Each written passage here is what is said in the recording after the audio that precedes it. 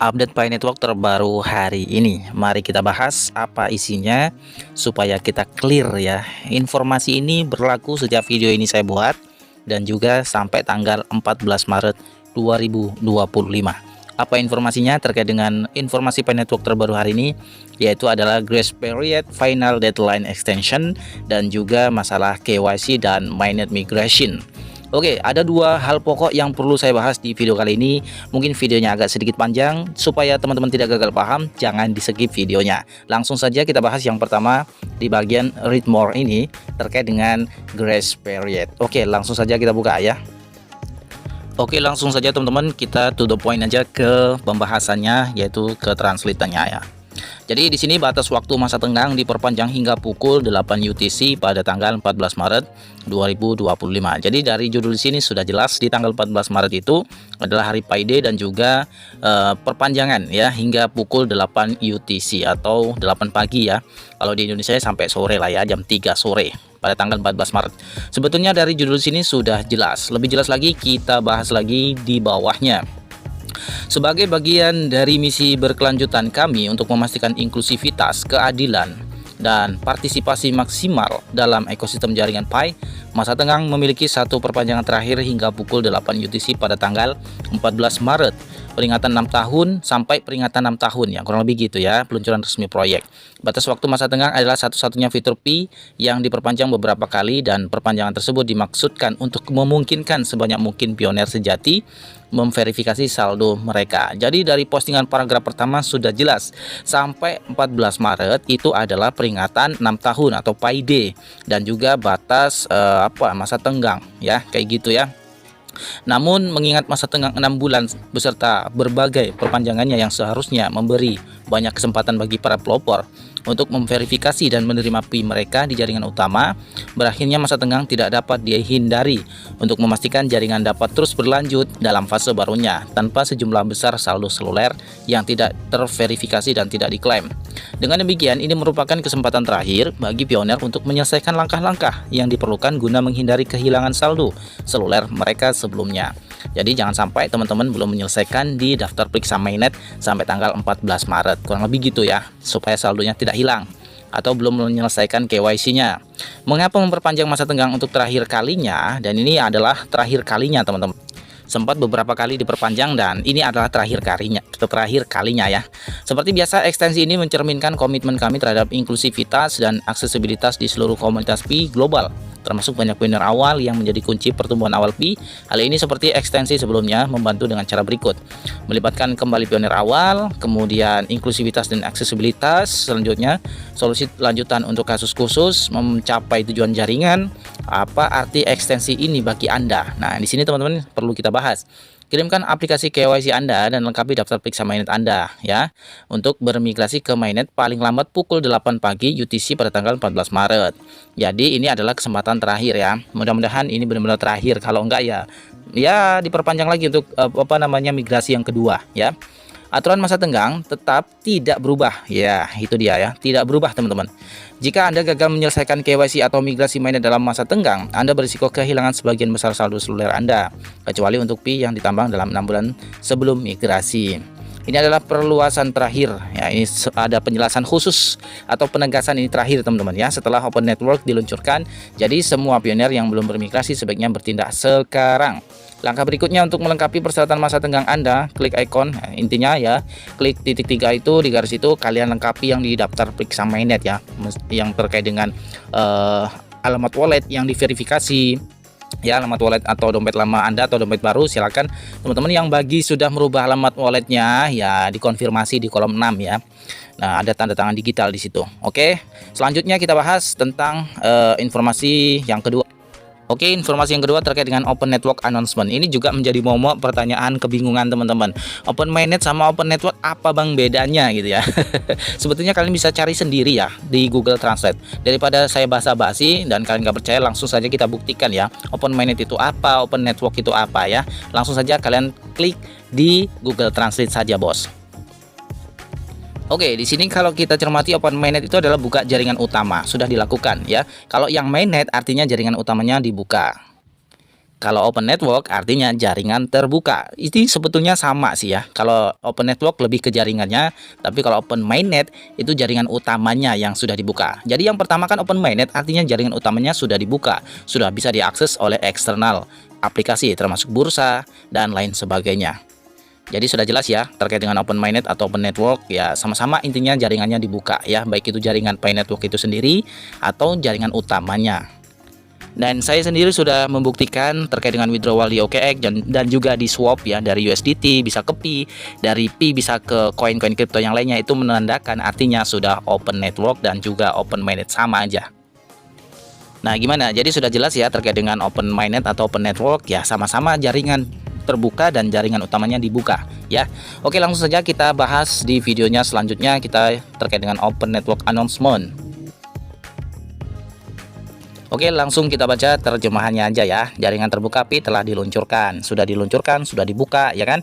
Para pelopor, open network telah diluncurkan. Ini berarti konektivitas eksternal Pi network ini telah tersedia untuk komunitas Pi di seluruh dunia. Open Network telah membuka ekosistem Pi Network yang berkembang pesat, aplikasi inovatif, dan jaringan peer-to-peer yang luas untuk integrasi dengan dunia blockchain yang lebih luas. Open Network merupakan kunci misi Pi untuk menciptakan mata uang kripto. Ya, sekali lagi mata uang kripto. Untuk menciptakan mata uang kripto. Ini sekaligus adalah video menjawab tuduhan atau informasi yang salah terkait dengan open mainnet atau open network, atau terkait dengan Pi itu sendiri yang diklaim oleh sebagian orang yang salah adalah mata uang digital. Padahal sebetulnya ya mata uang kripto. Kalau mata uang kripto ya sama dengan Bitcoin dan Ethereum, dan itu juga sudah ditulis ya di Terms of Service Pi Network. Berkali-kali saya jelaskan tentang ini.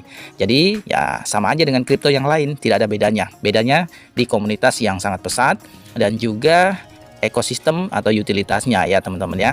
Sebetulnya setiap kripto juga punya utilitas, tapi cara promosinya dan cara pandangnya saja yang berbeda, padahal intinya sama, kurang lebih gitu ya. Kemudian seperti yang dibahas dalam pengumuman tanggal jaringan terbuka Pi Network, peluncuran hari ini menandai tonggak penting dalam menghubungkan Pi Network dan para pelopor yang secara kolektif mendorong Pi maju selama 6 tahun terakhir dengan dunia yang lebih luas ya. Dengan konektivitas eksternal yang diaktifkan, pioner dapat memanfaatkan ekosistem dan aplikasi yang didukung utilitas Pi untuk berinteraksi dengan jaringan dan sistem lain yang sesuai, termasuk transaksi di bursa yang sesuai ya, artinya yang lolos KYB. Pioner juga dapat terlibat dalam transaksi di luar ekosistem Pi, yaitu dia di bursa. Jadi nggak ada istilah koin Pi yang ada di bursa itu palsu ya. Ini juga sudah menjawab terkait dengan tuduhan itu. Artinya pemahaman Anda mungkin salah terkait dengan bursa ya, sehingga memperluas utilitas dan jangkauan Pi yang ada. Betul. Selain itu, daftar bisnis yang telah diverifikasi KYB tersedia bagi pioner untuk dilihat dan diakses. Nah, terkait dengan ini adalah bursa-bursa yang melisting Pi Network itu yang sudah KYB adalah Bitget, OKX, Pionic ya. Itu semuanya sudah lolos KYB. Jadi kalian aman transaksi di sana, mau jual mau beli terserah kalian. Kemudian Open Network juga menghadiri dukungan untuk integrasi dengan bursa terpusat Centralized Exchange yang saya sebutkan tadi ya, yaitu OKX bursanya atau Bitget atau Pionic dan lain sebagainya yang sudah lolos KYB. Ya, intinya seperti itu. Jadi sudah jelas terkait dengan bursa, mata uang digital itu yang katanya Pi Network mata uang digital, ya sama mata uang digital kripto, kurang lebih gitulah ya. Jadi hukumnya sama. Sedangkan di Indonesia kripto hanya diakui sebagai aset. Udah ya, kayak gitu, nggak bisa kalian tuh digunakan untuk alat bayar. Kalian kalau mau bayar ya pakai rupiah. Solusinya ya transaksi di bursa. Ini namanya kripto ya harus listing di bursa. Kalau kalian nggak terima harga yang sudah di listing oleh OKX, alangkah sayangnya kalian ya. Terus kalian mau mencairkan pakai apa? Oke, peer to peer boleh. Di OKX juga disediakan. Ya, kurang apa lagi? Penghubungan Pi secara aman dengan sistem eksternal ya, terkait dengan Centralized Exchange yang saya sebutkan tadi, yaitu OKX ya, Bitget dan Pionic, semuanya itu sudah lolos KYB atau Know Your Customer atau Know Your Business, sorry. Hanya bisnis yang terverifikasi atau diverifikasi KYB yang akan memenuhi syarat untuk membuat dompet Pi mainnet non penahanan ya, itu dia. Kemudian ini adalah penjelasan terkait dengan bursa ya, semuanya sudah saya katakan. Kalau bursa-bursa yang belum tercantum di KYB, kalian nggak bisa gunakan di sana. Kalian harus transaksi ya di OKX, kalau nggak ya di Bitget ya. Saya rekomendasikan dua bursa tersebut aja kalau mau mencairkan ya. Terkait dengan rilis node ya, ini node atau komputer ya. Dengan Open Network, firewall yang ada selama Enclosed Network telah dihapus, sudah dibuka, artinya ya siapapun secara teknis dapat menambahkan node ke blockchain mainnet. dalam hal menjalankan protokol dan menghubungkan ke jaringan dengan preferensi awal untuk kontribusi historis yang kuat dan skor keandalan. Pioneer secara bertahap akan diundang untuk mentransisikan node mereka dari testnet ke mainnet melalui UI node desktop. Ini bagi komputer ya. Data peningkat node akan segera dipublikasikan. Nah, ini dia ya, node-node ini baru dirilis ya, yaitu node 0.5.1 ya. Ini dia memungkinkan pengguna dengan lain API blockchain diaktifkan untuk memigrasikan data secara pemutakhiran protokol melalui tombol UI baru yang sederhana. Kinerja node yang diciptakan, dioptimalkan yang mengurangi beban CPU dan memastikan operasi yang lebih lancar bagi operator node ya. Minggu depan ini dia nih ya. Pelajari lebih lanjut dan jelajahi jaringan terbuka melalui tantangan dalam aplikasi. Minggu depan dalam rangka merayakan Open Network dan untuk mendukung berbagai utilitas dan kemungkinan yang kini tersedia, para pelopor dapat mengambil bagian dalam tantangan Open Network baru yang memungkinkan mereka mempelajari lebih lanjut tentang Open Network dan menjelajahi ekosistemnya. Jadi di tanggal 14 Maret ya, minggu depan mungkin yaitu adalah kita bisa coba-coba menjelajahi di platform utilitas atau 100 aplikasi yang sudah menuju mainnet itu guys ya. Ini akan menjadi cara interaktif untuk menjelajahi berbagai komponen ekosistem Pi dan berkontribusi pada penggunaan berbagai utilitasnya serta membuka hadiah yang menyenangkan dalam prosesnya. Jadi ada hadiahnya guys ya. Dalam tantangan jaringan terbuka ini, Anda akan menyelesaikan 12 tindakan yang memandu Anda melalui konten baru yang dirilis hari ini, membantu Anda menyelesaikan langkah-langkah individu yang penting seperti mengingatkan tim Anda untuk KYC dan bermigrasi ke mainnet dan merayakannya melalui berbagai aplikasi media sosial Pi seperti Pi-chat dan Verset Forum. Jadi udah jelas, tanggal 14 Maret itu ada tantangan ya, kita bisa memperingati ya terkait dengan Open Network, memposting di Verset Forum, kemudian mengingatkan tim untuk KYC dan seterusnya terkait dengan platform utilitas. Kita bisa mencoba menjelajahinya di sana ya. Terus pertanyaannya, kalau Pi kalian mau digunakan untuk barter barang di platform utilitas, silakan. Mudah-mudahan sudah bisa. Pertanyaannya, apakah harganya GCV? Ya enggak lah, masa GCV ya teman-teman, pasti yang mengikuti harga yang sudah di list di bursa. Jadi udah jelas ya terkait dengan update terbaru ini. Mudah-mudahan teman-teman tercerahkan. Silakan share video ini sebanyak-banyaknya supaya pada sadar 14 Maret itu ya nggak ada informasi untuk GCV. Oke, sampai sini jelas. Semoga video ini mencerahkan. Salam waras dan wassalamualaikum warahmatullahi wabarakatuh.